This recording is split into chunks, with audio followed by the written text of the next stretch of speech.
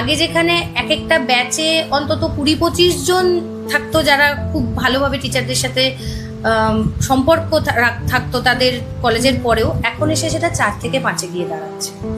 এটা কি শুধুমাত্র রেগুলার কলেজে একটা মিথ আছে যে রেগুলার কলেজে পড়লে, এখনকার যেটা বেশি মিথ্যা হয়ে গেছে, তাদের চাকরি বাকরি পেতে একটু সমস্যা হচ্ছে এবং সেদিকে তারা ম্যানেজমেন্ট বা অন্যান্য যে প্রফেশনাল কোর্সগুলো আছে সেদিকে চলে যাচ্ছে, এটা কি তোমার মনে হয়?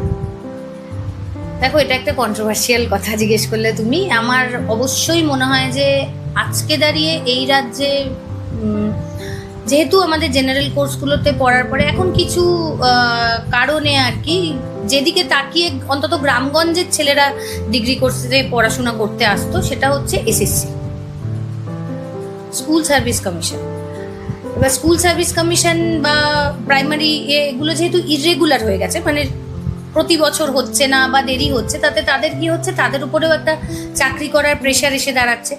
তো সেই জায়গা থেকে আমার মনে হয় যে জেনারেল ডিগ্রি কোর্সে পড়াশোনা করার যে ট্রেন্ডটা সেটা অনেক কমে গেছে। বিশেষ করে আমরা দেখতে পাই সায়েন্স স্ট্রিমে কোনো কলেজে 1 জন, কোনো কলেজে 4 জন এরকম করে স্টুডেন্ট সংখ্যা।